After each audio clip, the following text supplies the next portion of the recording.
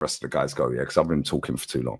Right? My point is, if this football club, had given Arteta the job after Wenger, he wouldn't have lasted, mate. Same as Unai. We could have got Ancelotti and they would have got him sacked. Yeah. I remember when we played Frankfurt, fans in the clock end, now it's the Ashburton Army in the clock end, they were all jumping up and down when Frankfurt fucking scored against us. Yeah, let's not take the piss here. They were jumping up there. Yeah, Frankfurt has scored. We're getting him sacked. Why weren't you trusting that process? What I don't get in my head? Yeah, fair enough. Yeah, Wenger left. He stayed too long. Cool. Unai comes in, barely gets any players.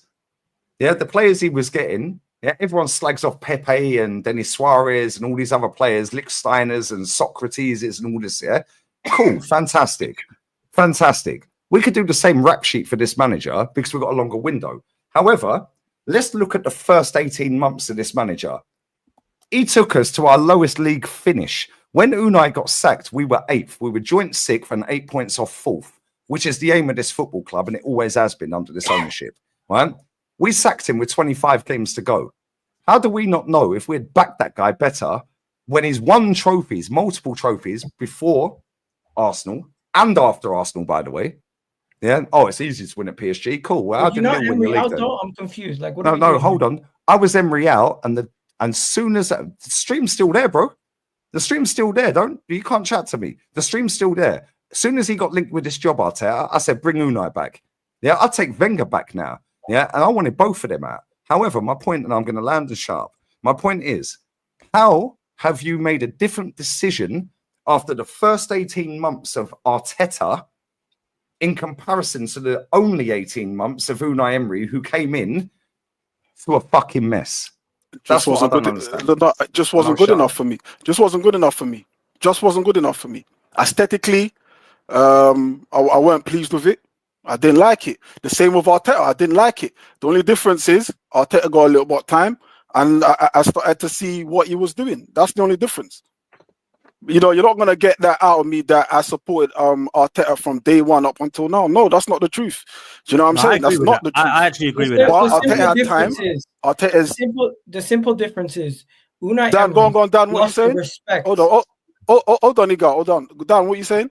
Yeah, no, I was agreeing with you. I've known you a long time. I remember when we were both Arteta out together, bro. I remember that. And obviously you changed. I've stayed by the same kind of thing for a long time now, since COVID, believe it or not. I can't even believe it's that long. I don't think this guy will win us a title. And a lot of people disagree with me and think I've been too harsh. But equally, Dan, we've spoken, and I said to you, if nothing comes out of this season, yeah, then he's, that conversation of him got to go. I'll have that conversation. I've said that.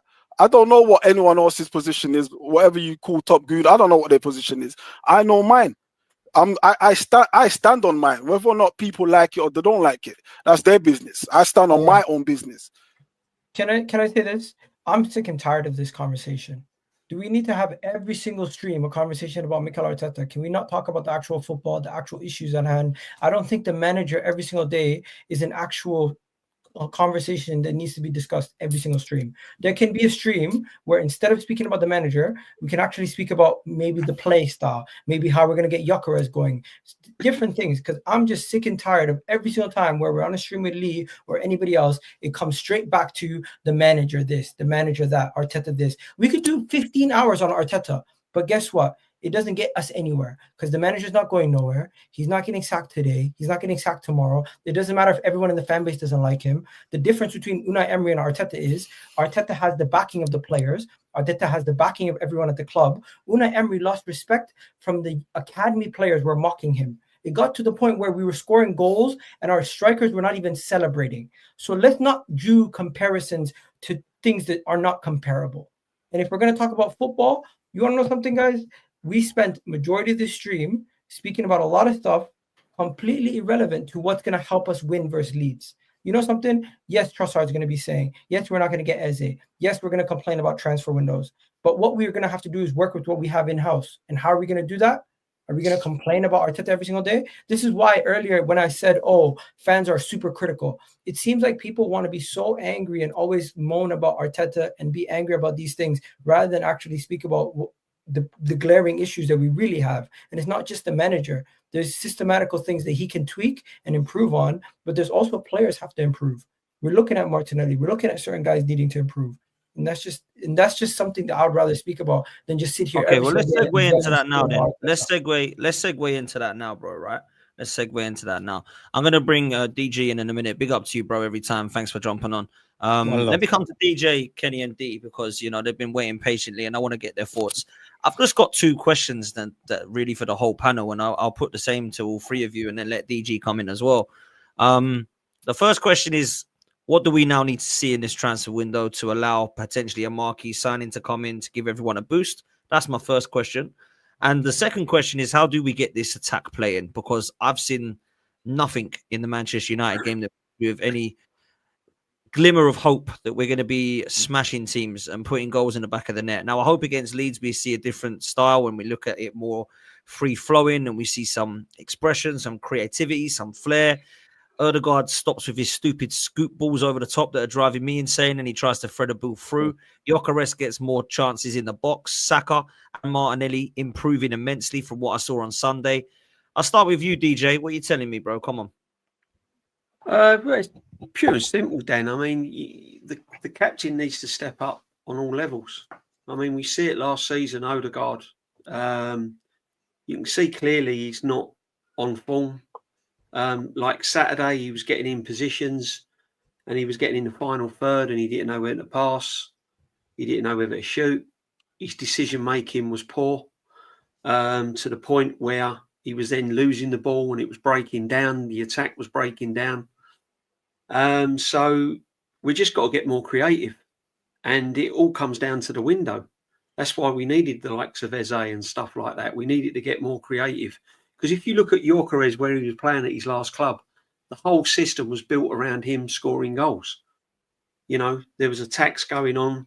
There was balls cutting through the lines. There was midfield players driving at defenders, opening the game up. We just play too regimental. It's too predictable.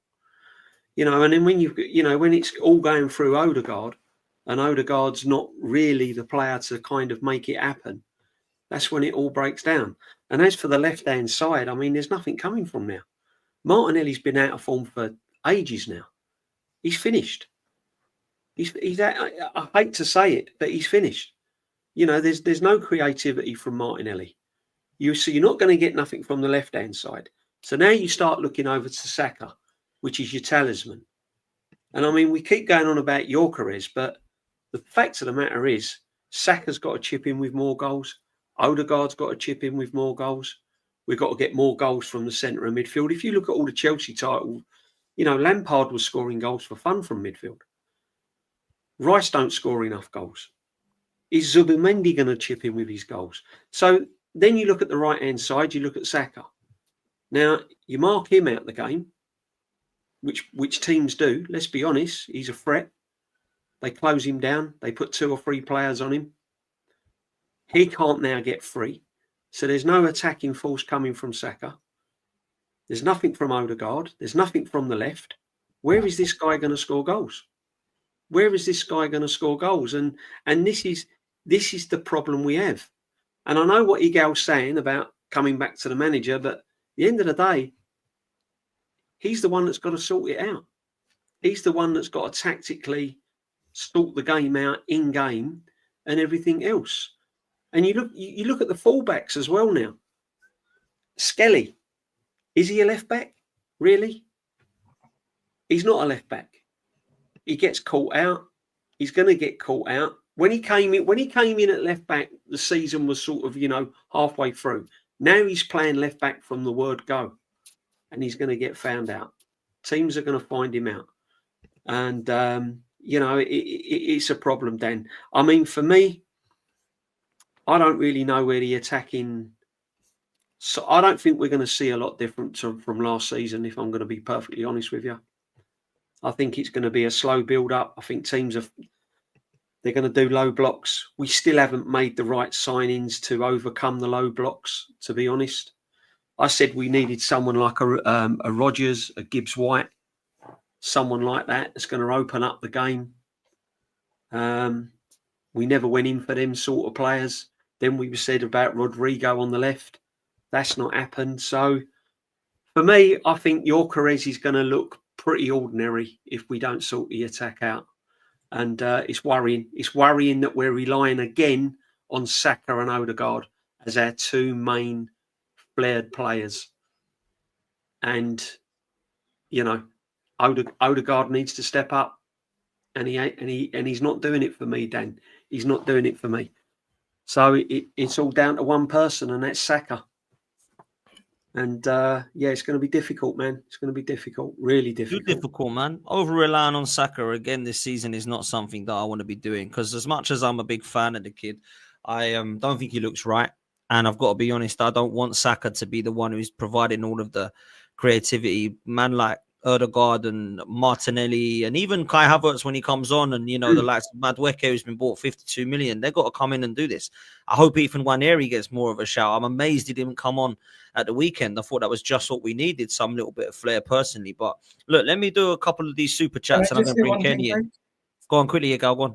DJB, I don't agree with the point where you're saying we still play slow, because we clearly seen that we had an emphasis on trying to play quicker, and we tried to do a little bit more on the counter. You've seen Martinelli driving with the ball, Odegaard driving with the ball. Yes, it wasn't as effective as we wanted it to be, but there was a clear emphasis to try to improve the pace in which we play at. It failed though. When was this? Against Man United? Yeah. And in the last preseason game versus Bilbao. So I understand that last season was quite slow and backwards, the horseshoe, everything just getting recycled. But there was a clear emphasis to improve on that in the first game and in the last preseason game. And also when you say, when you question some of the players, I 100% understand. But I thought Martin Odegaard actually was not at fault in that game. I thought he played some good passes. I thought the players were, one, not making good runs. Two, I thought Saka. No, Odegaard was shit, bro.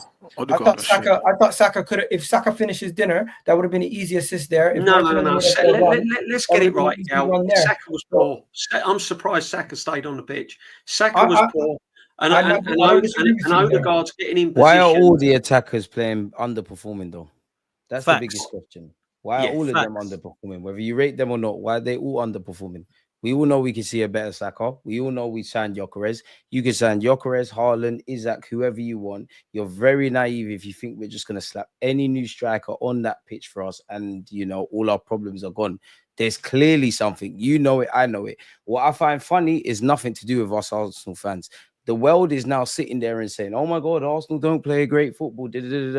Everyone on this panel, everybody in the chat, apart from the Bilbao game and off the back of last season, we've all known we don't play fast, free-flowing football. Now, I'm not Mikel Arteta. I don't get paid 15 million a year. I ain't got my pro license and things. There's something that needs to be fixed there, because we could have signed any striker. We could have any left winger. We could have any right winger, which we need to act in the market, clearly. There's something for the gaffer. This is nothing new. We've all known this. Like, let's not watch the Man United game and do this little whatever we're doing. Like, bro, this is nothing new, and it's not going to change in 2-3 games. I'll give Arteta that, but we haven't done what we needed to do in the market. We haven't seen anything new with the blip of the Bilbao game. So everybody's got the answers. Bro, let's ask ourselves the right questions. That's just my 2 pence. Nah, you're spot on. With the tough start to the season, are we expecting to see fluid football? No, as I just said, we're not expecting anything to turn like overnight. Pretty sure if anybody who's watched football for a number of years, which everyone on this panel, you know, probably not expecting to see a new look Arsenal until you see 5, 10, maybe even 12 games. But that doesn't mean week in, week out, we can't be critical of what we're seeing. We all know in life, if nothing changes, nothing changes. And I agree with Igal's point for what it's worth in that we did try and be a bit more direct, but that was too far in between. Yeah, we tried to be a bit more direct, but we were comical defensively. There was times where we're overhitting passes, people are not making the right runs, and I hear it. They need to learn that new kind of coaching kind of thing. But these are attacking players. I'm not being funny. They're all attackers. We had Saka when he was a left back. He's always been a right winger. There's something that needs to be done with the players and more so Mikel Arteta. Because we could sit here and sign Rodrigo. I promise you'll be saying the same things about our left-hand side. We signed Gyökeres. We're saying the same things about the forward. Mikel Arteta and Arsenal need to go back to the drawing board. I don't want to do this overreacting thing, but, bro, all the problems from last season are still there, and they're not going to change overnight, but they're there. Like, let's you're not overreacting, DG, at all, bro. I think you're spitting facts. For me, I think every word you've just said, man. Let me do these supers, and I'll bring Kenny and D in. Saving money by Trossard's new contract. Big up to Chaitanya. No ambitions to get Rodrigo. He wants first team football, so get him. Another Sterling type loan incoming. If that happens, might have gone natural on loan or something. I'm done. User says we all knew it deep down, but fooled ourselves to cope with the situation. Noni is the left winger. I actually agree with that right now. Madueke is our left winger. I did tell Charlie Boy Watts when he was bamboozled, by the way. Why are we signing him? I said he's playing left wing, mate. Sorry. Well, I mean, I actually was one of the people who said I can't believe he's going to be our left winger, but I was wrong because he is going to be. Kenny, how did you have a? He's our best winger, no? Say again. If Jesus is fit, wouldn't he be a better winger option? That's a worry, isn't it? Then doesn't goals, bro. Doesn't score goals, bro. Jesus is our best winger. That's a worry for me. He's cropped the geezer. So this is what I'm saying. We've got so many players that can play there. They're all naff. Every single one of them, bro. It's scary. We need one big time. Owen says Igal, Pep, Slot, Flick, Enrique, Inzaghi, Conte, Emery, Howe, and Glasner, and Alonso are all factually better than your. I won't be harsh. Than Arteta. Look, no, sad excuse. Sad excuse. Say it, Dan. I'll let you say it. Sad excuse. Anyone who won a trophy in the last 5 years, that's factually better than this manager. I think because the aim of the sport is to win. I don't think we can spend an hour. Good job, you ain't paid to think, bruv. I don't think we can spend an hour talking about Arsenal without Lee having a rant about Arteta. No, it's not about that. It's not about having a rant about Arteta. It's about fact-based evidence. Yeah, the aim of the sport is to win. This guy has not won for nearly 1,890 days, bruv. In fact, it's gone midnight, so it is 1,890 days. 1,890 days without a trophy, and you're sitting there saying he's top 5. Get out of here, bruv. Carry on, sorry. We've done that, Igal. We've done that, Igal. Let's just get this to Kenny. Kenny, how did you have it starting over? Gyökeres, bet go. To be fair, Yardman was the one who said that. I didn't realize it was Kenny who said that, but fair enough. You seemed almost positive. Kenny, what did you make of the attack, man? Because I don't feel confident. We need to see more against Leeds, and I hope Igal's right. I hope we see free-flowing, scintillating, blistering football that we're like, wow, finally, the year of 2022-23 is back, and Arsenal has put in 4 or 5 past Leeds. I just don't know that I'm going to see it, bro. I didn't say it was 4 or 5. I just said it would be better. No. But that's what we want to be seeing, is what I'm getting at. But go on, Kenny. Look, we all know that now we've got Gyökeres. We got to move the wheel tactically. We have to. We've got no choice. So it's a waste of time getting him in. Simple as that. And the best opportunity to do that is against newly promoted Leeds United, where we are going to be in the front foot. The onus is on us to take the game in Leeds. We know they're going to try and put Emery on the ball. We know there's going to be a low block. But how do you beat teams with low blocks? How do you beat teams when you're tightly marked? Move the ball quicker. Move quicker. So you drag your markers away from you and create space for others. That's how you deal with a low block. Because what we seem to have done last season is that we've relied on teams to, make mistakes in the middle, over-attack against us, leave space, and we killed them, which, in essence, last season we were a moments team. We weren't a team that was on the front foot, looked like we're going to win the league. We're a moments team, but those moments were created because Man City were foolish against us at the Emirates. Lisboa were foolish against us. Lons were all of the teams that we thrashed last season had a go at us, and that, in turn, led to them getting absolutely mullered. This, when you look at the Leeds game, I expected something massive from all our players. As I said on previous podcasts, and I said to DG, we speak every Wednesday. For me, Gyökeres is not our most important player. Good thing you're under 30. You would have got 6 of the best for that. Kenny always bites their bait. Pause. Any grown man over the age of 35 doing that, you need to sort your life out, man. Lighten up, Kenny, man. Come on, man. Some of you guys are dads and grandfathers, and you're doing that. Get a life. Come on, bro. You're not going to smile about no new signings at this football club. You might as well do it, Kenny. Man. Can we talk about football, please? Because you're distracting me. Anyway, back to what I was saying. The thing is that Gyökeres is never our most important player. Our most important player is Bukayo Saka. If Arsenal want to do good things this season, he needs to be playing his best. What, Kenny, is he not world class? Because he's our most important player of a title winning side. Kenny, he's not world class. I don't know. He's world class. He's world class. Kenny. Is Saliba world class? Forget that. We just Kenny don't the think Saka's Saka world class. point. You've heard my point. Saka's not world class. You've already seen it. It's already seen it. Crazy. Don't open up your eyes. The other day, world-class players score, world-class players, week, season in, season out, score about 20 goals and get about 10 or 15 assists. This guy hasn't got it. I'm sorry for setting high standards, but hey-ho. Okay, what about the defense? Yesterday, we don't... Racismo, Kenny, racismo. When I say it, it's racismo, isn't it? Yeah, but Miguel, can I just say something? We don't move the wheel because it's our No, but what about Saliba? The standards still remain the same regardless of Saka. What about Saliba? Let's stick with Saka. We don't move the wheel. Make sure you clip this down. Let me finish. We don't move the wheel because we support Arsenal. He's our favourite player. Well, if you're going to call the guy world class, then he has to deliver those stats. And here we go. How long till this season? If Arsenal want to win the league, it's not about your press. Our best player has to turn up. He has to be injury-free, and he has to not create best moments, but he has to score the amount of goals and the amount of assists, because that, for a start, would put him in the world-class category. And two, it might even help us win a trophy. It might even help us win the Champions League and the league. Because guess what? Oh, I don't know about that. No standards. Because you know why I set the standards for Saka? Because I think he can do it. But right now, if you want me to call him world-class, I can't. Because he doesn't do that. What about Saliba? Yes, we don't move the wheel. We don't move the wheel. Saliba, you want to talk about world-class centre-halves? Well, I'll tell you about a world-class centre-half. He happened to be our greatest ever captain, and he got mullered because he made an observation. Yeah, shout out Tony Adams. He made an observation, and he wasn't slagging off the manager. He wasn't slagging off the club. He just made an observation. He was asked a question, and he gave his opinion. That's a world-class centre-half. Saliba's not there yet. If you want to put any of our players in that... Well, Saliba says he's not world-class. I never mentioned Saliba. I just mentioned none of our players are world-class. Not one of them. None of those players twice. Greatest ever Arsenal teams unless they deliver the league. Or man, because there's people that want to clip these things up. Nope, they're world-class. Be there. So when you ask me if Saka's world-class, he has to earn it. He can't just be world-class because he plays for Arsenal. That's it's not a case of saying, oh yeah, my sisters are prettiest or my wife's are prettiest. Whoa. It's about whether he's world-class or not. If Saka's wants to be world-class, produce those numbers. I feel that strongly about it.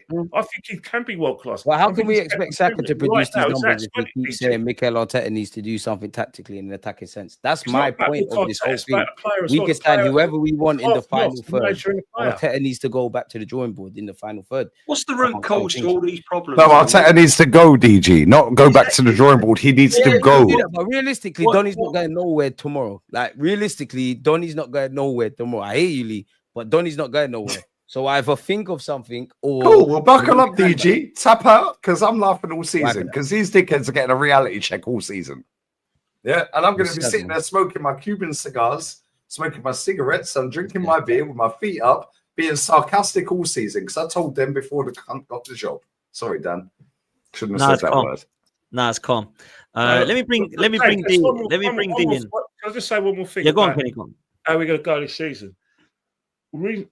When you think about the situation regarding Gyökeres, we need to get him in the game. We need to get the best out of him sharpish, because right now we've got two strong sides that competing against us. Where Haaland scored a brace, he's up and running. We don't know how he's going to go throughout the season, whether he's going to get injuries or not. But in his injury-hit season last season, he got 22 goals. They didn't get him anywhere, but that's 22 goals. We got Salah still scoring goals. We've got a Liverpool attack. If we want to do anything this season, the style of play has to improve. It has to be. We have to get the best out of him. We've got to make the Emirates a fortress. Starting on Saturday. That's how we win this league. I don't know. Personally, we're the third favourites based on what I saw this week and what I believe, what I've seen in the last couple of years. However, there's still an opportunity for us to do this, only if we tweak the style of play. Now, I'm telling you right now, I don't think we're going to get another body in, which means Saka's got to step up, Odegaard's got to step up, Gyökeres has to get those goals. Defensively, we've got to be better. No more mistakes, no more relying on your pace. Zubimendi has to run that midfield, and Rice has to get fitter because he doesn't look fit. That's how we want to win this league. And I hope I'm proved wrong. But right now, if we're going to play the same way we played in pre-season and played part of the Man United game, we're not winning the league like this. Kenny, sorry, mate. The only trouble is with that, if we're going to do all that, we've got to keep our first 11 fit because the backup to Zubimendi and Rice is Norgard and Marino. Norgard and Marino are going to play a lot of games because there will be injuries. So how are we going to get? What I'm trying to say, this is what people don't realise. We're coming to all of this with our first 11, with the Rice, with the Zubimendis, with the Sakas. Any of them go down, we are back to where we were last season. We've got Havertz leaving the line if Gyökeres goes down. They just have to look. We've got Marino and Norgard. We've got to find a way, DJP. I know, mate. I know, and I've been with you. I think with you, but this is it. Done to mention the manager, but whether we like it or not, 7 years at the job, even 7 years.